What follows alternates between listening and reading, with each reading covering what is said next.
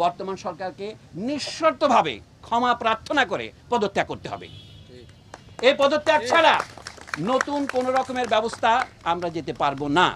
দেশের civil service থেকে শুরু করে সমস্ত সরকারি চাকরিতে সকলের বৈধভাবে প্রতিযোগিতা করার অধিকার থাকবে কি থাকবে না, সেই প্রশ্নটা অরাজনৈতিক প্রশ্ন নয়, এটা একটা রাজনৈতিক প্রশ্ন। কিন্তু রাজনৈতিক প্রশ্নের রাজনৈতিক সমাধানের দিকে না গিয়ে দেশের সরকার প্রথমে সেইটাকে এক পাশে ঠেলে দিতে চেয়েছে, উপেক্ষা করতে চেয়েছে, পরে যে দমন নীতি অবলম্বন করেছে নিজেদের পেটোয়া বাহিনী দিয়ে, সেটা থেকেই এই হত্যাকাণ্ডের শুরু।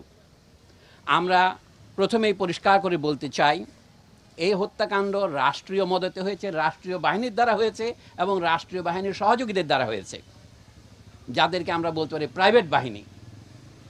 এর বিশ্বাসযোগ্য তদন্তের জন্য অবশ্যই বর্তমান পরিস্থিতিতে আন্তর্জাতিক তদন্ত দরকার।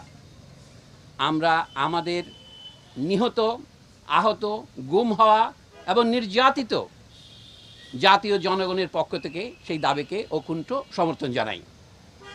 দ্বিতীয়ত, এখনও হত্যাকাণ্ডকে অস্বীকার করার জন্য একটা উদাহরণ দিই আপনাদের। গতকাল শোক দিবসের নামে একটা প্রজ্ঞাপন জারি করেছেন মন্ত্রিপরিষদ সচিব।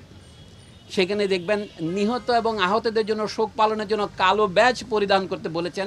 আমরা কিন্তু সেটা প্রত্যাখ্যান করেছি, আমরা লাল ব্যাজ পরেছি। এবং তারপরে তাদেরকে তারা শহীদ বলতে রাজি নন। তাহলে তারা যদি শহীদ না হন, শুধু নিহত হন, তাদের জন্য তাহলে প্রার্থনা করার দরকার কি? এটা হচ্ছে একটা নয়, এই ধরনের অজস্র সবিরোধ আপনারা পাবেন।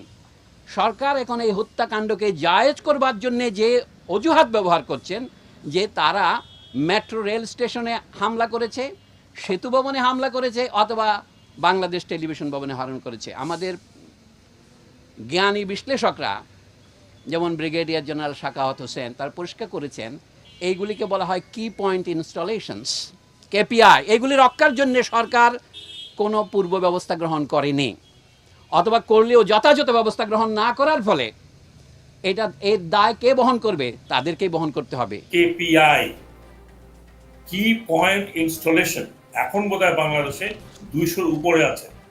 প্রতিটি জেল কেপিআই, এই ধরনের বিটিভি, স্টপ মোস্ট কেপিআই, এবং এই কেপিআই এর উপরে স্ট্যান্ডিং অপারেটিং প্রসিজার তৈরি করা আছে যে এটাকে কিভাবে ডিফেন্ড করতে হবে, এটাকে যদি হামলা হয় তাহলে কিভাবে, কে কি অ্যাকশন নেবে। এখন আমি যদি বলি যে এইগুলাতে কোনো ডিফেন্সই ছিল না, কোনো পুলিশ ছিল না, পুলিশ থাকলেও তারা একটা ফায়ার করেনি, যেখানে মরে যাওয়ার কথা মানুষ যারা হামলা করে, তারা মরেনি, মরেছে কিন্তু রাস্তায় ইয়াং ছেলে। আর যেখানে গুলি হয়েছে, ধরুন প্রথমেই আবু সাইদ যেখানে নিহত হয়েছে রংপুরে, সেখানে কোন কেপিআই আক্রমণ করেছিল তারা? এখনও সরকারের সর্বোচ্চ মহল থেকে বলা হচ্ছে যে আমাদের উন্নয়নের প্রতীকগুলোকে ধ্বংস করার জন্যে আমাদের রাজনৈতিক বিরোধীরা এই আন্দোলনে ঢুকে পড়েছে। কথাটা যদি ধরে নেই, যুক্তির খাতিরে সত্য হই, তাহলে বলতে হবে দেশের মানুষ এটাকে সেই মুহূর্তে সমর্থন করলো কেন?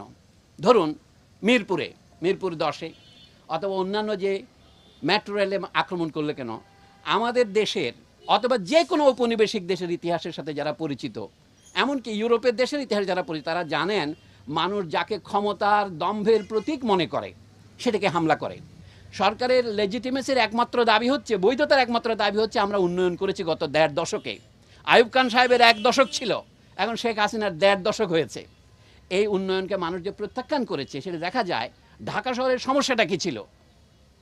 গণযোগাযোগ ব্যবস্থার একটা বৈজ্ঞানিক পদ্ধতি, পাবলিক ট্রান্সপোর্টেশন সিস্টেম, সেটা দিয়ে মেট্রো রেল দিয়ে সেটার সমাধান হবে না। তাদেরই প্রকাশিত তথ্য অনুসারে এটা যখন সম্পূর্ণ চালু হবে, তাকে মাত্র 9% লোক একে উপকার পাবেন।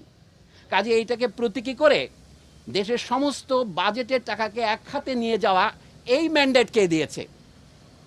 এটা জনগণের সাথে আলোচনা করা হয়েছে। সুতরাং মানুষ যখন তথাকথিত উন্নয়নের প্রতীকগুলিকে আক্রমণ করে, সেটাকে আপনি প্রথমে মনে হবে দুর্ঘটনা, কিন্তু না, এর পেছনে একটা কারণ আছে। আমরা বলেছি সরকারকে ক্ষমা চাইতে হবে, এখন সেই পর্যায়ে পার হয়ে গেছে। এখন জনগণের পক্ষ থেকে ক্রমশ ধ্বনি উঠবে, এই সরকারের ক্ষমতা থাকার অবস্থায় আপনারা কি কেউ বিশ্বাস করেন তারা এই ন্যায় বিচার করতে পারবেন? তারা এই হত্যাকাণ্ডের বিচার করবেন না, কারণ তারা নিজেরাই হত্যাকারী। তো আপনি হত্যাকারীর কাছে কি করে হত্যাকার চাইবেন? যারা নিজেরা রাজাকার তারা অপরকে বলে রাজাকার। পৃথিবীতে এর চেয়ে বড় পরিহাস আর কি আছে?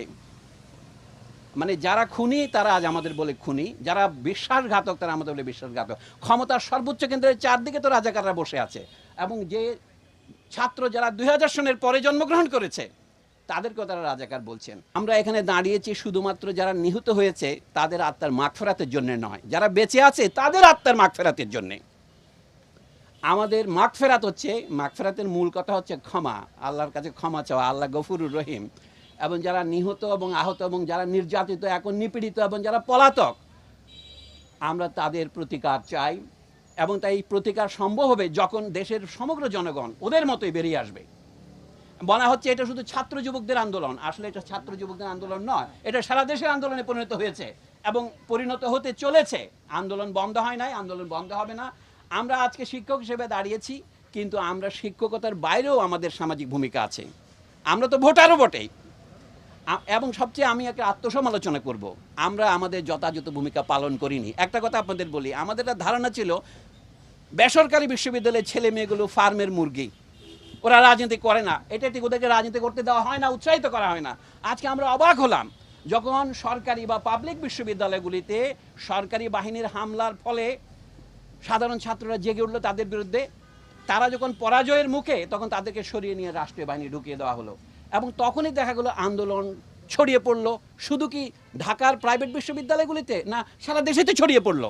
মানবজাতির ইতিহাস যদি দেখেন, আসলে কি মানুষ যাকে যে যুগকে আমরা আদিম যুগ বলি, মধ্যযুগ বলি, তার তুলনায় আমরা কি বেশি সভ্য, বেশি সদয়, বেশি দয়ালু, বেশি ভালোবাসা প্রবণ হয়েছি? আমার সন্দেহ আছে। সেটা নিয়ে আজকে আলোচনা করার বিষয় নয়, কিন্তু আমি বলবো তারপরেও আপনার ভবিষ্যৎ প্রগতির জন্য নয়, আপনার আজকের জন্যেই আমাদের দাঁড়াতে হবে বুক বেঁধে। হ্যাঁ, গুলিতে যারা মারা গিয়েছেন তারা আমাদের পথপ্রদর্শক। আমাদের মধ্যে অনেকে আমরাও মারা যেতে পারি, আমরাও গ্রেপ্তার হতে পারি, সেটা মনে রাখতে হবে আপনাদের। আমরা বিশাল জনস্রোতের সঙ্গে আছি, কিন্তু আমরা ভেসে যাওয়ার জন্য আসিনি। আমাদের বুদ্ধিজীবী হিসাবে আমাদের আত্মসমালোচনার দরকার। আমাদের এই সমস্যার পুরো পুঙ্খানুপুঙ্খ ব্যাখ্যা করা দরকার। সংকটের উৎপত্তি কোথায় সেটাকে না গিয়ে সরকার এখন বলছে এই দল সেই দলকে নিষিদ্ধ করব। সেটা কিন্তু মূল সমস্যার কোনো হাতই লাগবে না, শুধু সমস্যাকে আরও বাড়াবে, আরও ক্যান্সারের সৃষ্টিপাত করবে। এই জন্য এখন যেটা দরকার, পুরনো কথা ধার করেই বলি, রাজনৈতিক সমাধান। রাজনৈতিক সমাধানের প্রথম পদক্ষেপ হচ্ছে